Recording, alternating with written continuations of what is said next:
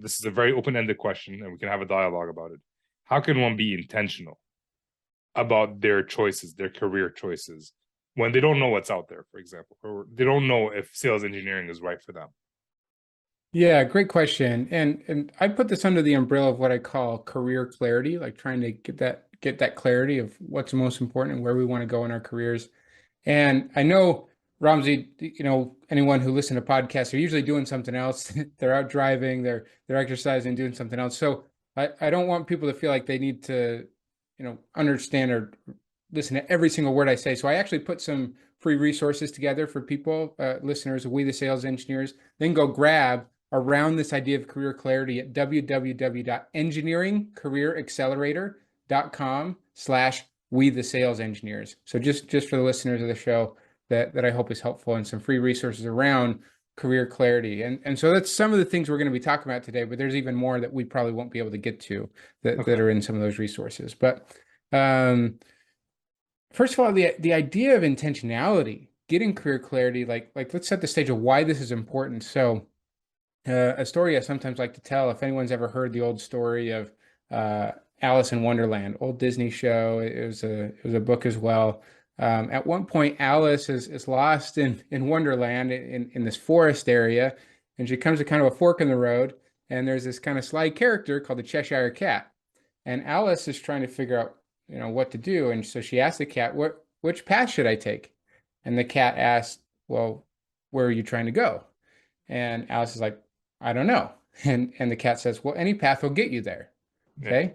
And so the lesson there is, if you don't know where you're going, then what does it matter what path you take? Okay.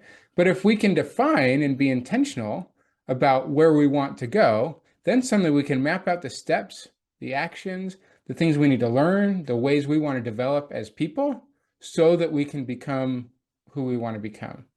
Right. And that's not to say that we can get so much clarity, map out every single step like a treasure map, and X marks a spot, and we have every step outlined to get there. But maybe it's more like a North Star, a guiding light, or maybe a set of filters that we recognize these are the things that are really important to me, as I take this next step, right? So that we can be intentional instead of just, or proactive instead of just reactive, right? In the opportunities that are in front of us.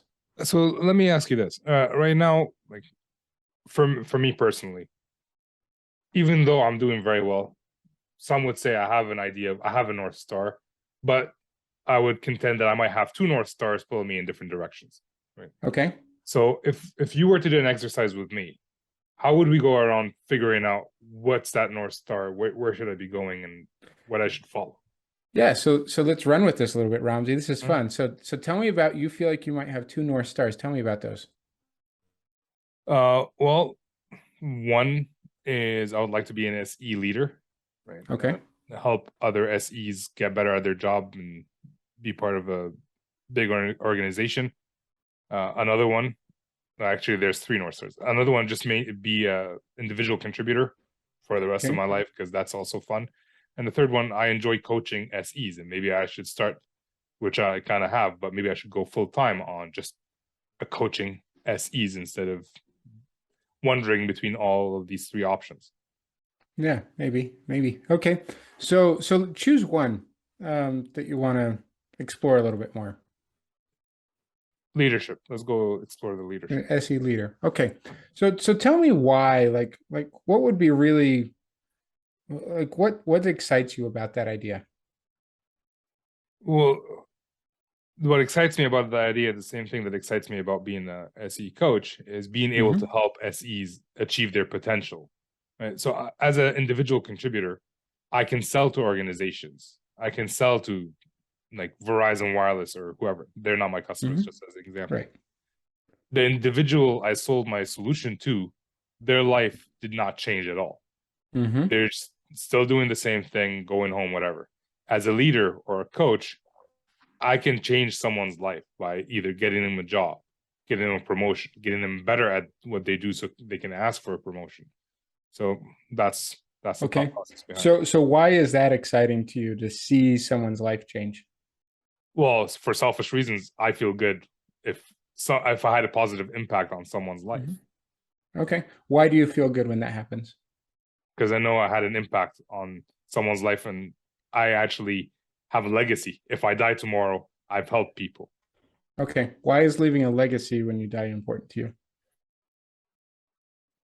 It wasn't until I started doing it, and right now it's just Oh. it's a good feeling, like actually leaving a mark in the world. Just from ego perspective, it feels good. Yeah. Is it really about the ego, or is it something else that you really enjoy about that feeling? No, well, maybe I shouldn't have said ego. Like just knowing the fact that I helped someone makes me feel good. Just Yeah. helping Okay. and improving someone's, picking Mhm. someone up, improving their lives, or pushing someone up who's already ahead of me. Mhm. It's a good feeling from like it excites me. I get an Okay. adrenaline rush. I smile. I tell my wife about it. I don't tell my wife about when I close $1 million deal. Yeah. Right. Yeah. Well, first of all, Ramsey, I want to apologize because I know you said you didn't like to talk. You like being the one asking questions, and I turned it around on you It's there okay. for a second, right? We'll But figure but it what out. we did there, and we could go deeper, okay, is we use a tool, one of many tools that I use called the 5 whys. Okay. And I use this tool all the time when I was doing engineering work. We were trying to like find the root cause of an issue, right? And maybe engineers can relate with this, but we're trying to dig, here there's a surface level issue, and we try and dig why, multiple times, at least 5 layers down. You can go deeper than that too, but the idea here is that we got from, okay, you have a goal, but we dug deeper and deeper and deeper into why that was important to you. This idea of leaving a legacy, and really got down to the way that you feel in your work and how that drives you to really enjoy what you're doing, and what you share with your wife, and how you do that, which sounds like, hey, I don't, you mentioned there at the end, I don't tell my wife when I do $1 million deal. So maybe that icy stuff, which is fun in and of itself, but it sounds like the things that are more impactful to you based on our conversation here thus far is that having that direct impact, and feeling like you impact another person's life Yeah. rather than getting a deal done. And which is, one of the reasons you're doing this podcast and doing some of the coaching stuff, and you're trying to build people, where you're at right now. And whether you take one path or the other, it doesn't always matter necessarily, as long as you stay true to, I wouldn't say that the North Star is necessarily sales engineering leader, or, coach for SEs. The North Star is your essence of helping and changing people's lives with the skills that you have. That's more than North Star. I gotta tell you, I did not think that I would like. I thought I already knew what I wanted to do, like, but just having that, and that last sentence you said, my North Star isn't the position, it's an action. Like what I'm doing is more important than what my title is. Yeah. Which, now that I say it out loud, sounds simple, but Yeah. thank you. It This often is it good. often is. Sometimes we need to get outside of our own heads, though.